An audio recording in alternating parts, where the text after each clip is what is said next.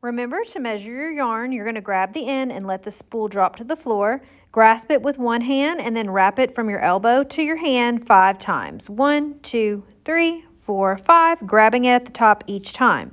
Then take it off your arm and have a friend help you, or if you can do it yourself, just snip it towards the end of the loop and then put the spool back on the table. And this is how we're going to measure each piece of yarn that we use for our wonderful weaving cups. Then you're going to find the middle of your yarn. So straighten it out, and then you can find the middle by putting the 2 ends together, making sure they're even like this, and then straightening it out and grab it where it folds over together. This is the middle. Once you've cut your yarn and you found the middle, grasping it with your fingers, you're going to place it in the warps again, just like we did the very first time. So you're going to find 2 cuts. It doesn't matter where they are.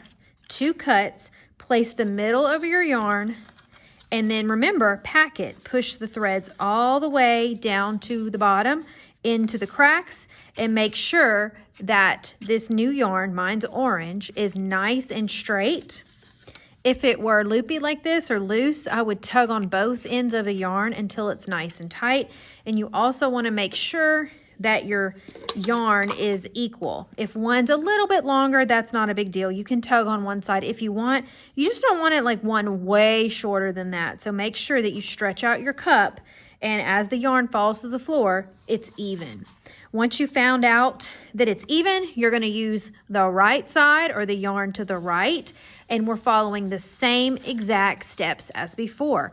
We're crossing over, wrapping around the cup to the right. Every time we see a cut, we stop and tuck it in, pack, push down with your fingers, and then tug on the inside. With your new yarn, you're going to see a V at first, and then your yarn are going to be kind of hanging out of the same cut or the same warp. Remember, these are the warps, the vertical cuts that we made, and the string lays or the yarn lays horizontal, so we call that the wefts, okay? Now you're going to grab the yarn that's on top, look closely, and you can kind of see which one's laying on top. And you're going to keep going to the right. No matter what, we are always moving to the right, and we're going to ignore that yarn that's at the bottom or the longer piece. And the one we're using first is going to get shorter and shorter. And you're just going to keep going. Even though you feel like going a little faster because you're getting used to it and you know the steps, make sure that you're stopping every time you wrap and you're packing. Do not do several wraps like this and then stop and pack. I'm going to back it up. Only do one at a time. Stop, pack, or push down. That tightens your yarn, and that way all the ones on the outside will stay nice and flat against the cup, nice and straight on top of each other. It looks much better. If you have big gaps in your yarn or you have loose pieces hanging down, it doesn't look as nice, and that's going to affect your grade, and you're not following directions. Also, never pull on the yarn so tight that your cup starts to curl like this. It should still stay the shape of a cup with a few gaps, because that's where the yarn is going. And you're just going to keep going until your yarn is too small to wrap around again. As you're moving forward, you have a second color today, and then you're going to do a third piece of yarn. It can be a third color, or it can be the same over and over again. Like I can have green, orange the whole way, or I can do green, orange, violet, or green, orange, turquoise, whatever color I want. I can have 2 or 3 colors. I wouldn't do 4 colors because we're not going to have enough room to repeat more than 3 colors. So 3 colors is your max, or 2. I want you to have 2 or 3 colors, and then that way you can start repeating a pattern. So when I'm done with the orange, if I go back to green, it's going to be green, orange, green, orange. If I have another color like green, orange, yellow, it'll be green, orange, yellow, green, orange, yellow. So we're making patterns. We're exploring patterns today and repetition, because we're repeating these same steps over and over, and our colors are going to make a pattern. Remember, when your yarn gets too small, you're going to tuck it back in the cup and wrap it around one of the sides of the triangles. Okay? It's too short, so it goes back in. My hand goes in there too, and I wrap that loose piece of yarn about 2 or 3 pieces down from the triangle and wrap it around 2 or 3 times and tugging on it each time. Okay, like that. And remember, when you get to your second piece, it's going to cross over one time.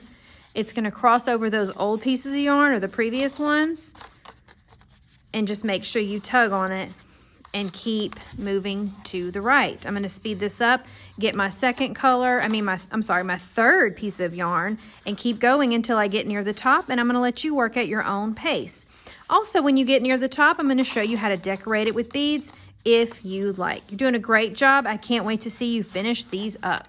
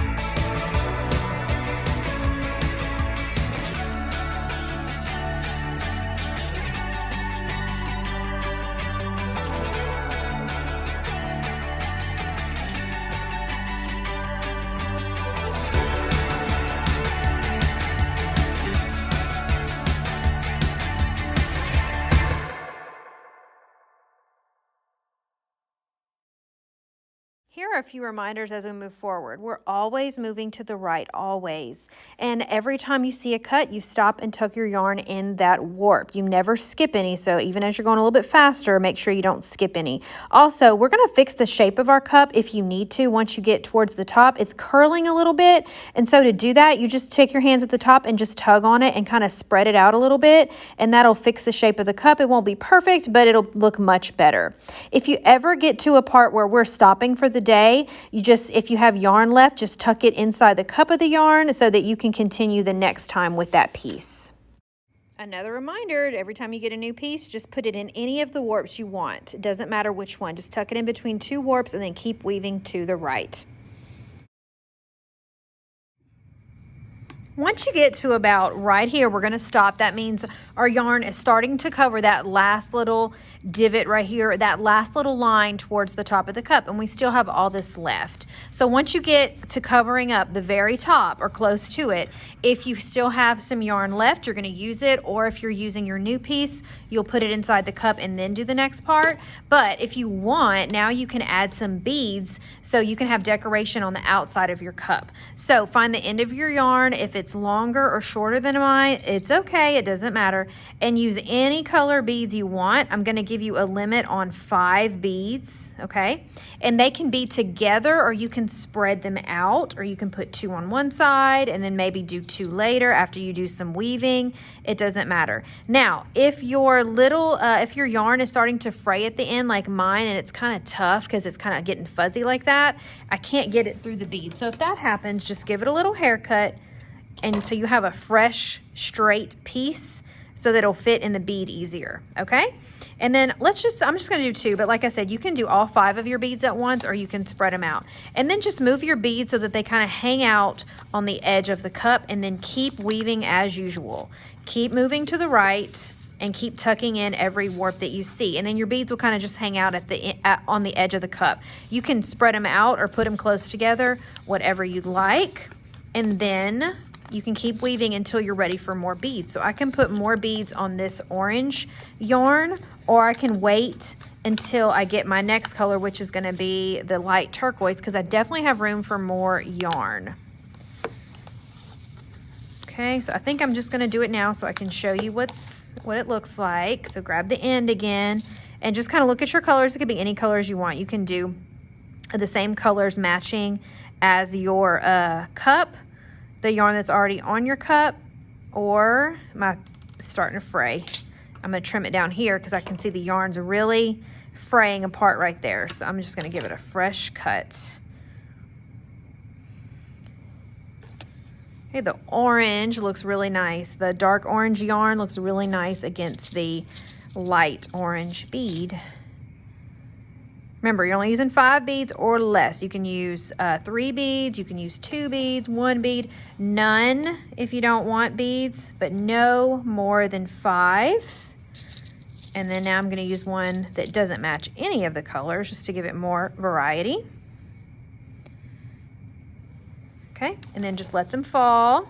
I can even kind of hold this bead here, weave a little bit, and then move the bead down so that it's in a place that doesn't have any beads, and I can kind of push it right there. Okay, so you can just play around with the placement of your beads. It looks really nice. 5 or less. And then keep on weaving until you get to the very top.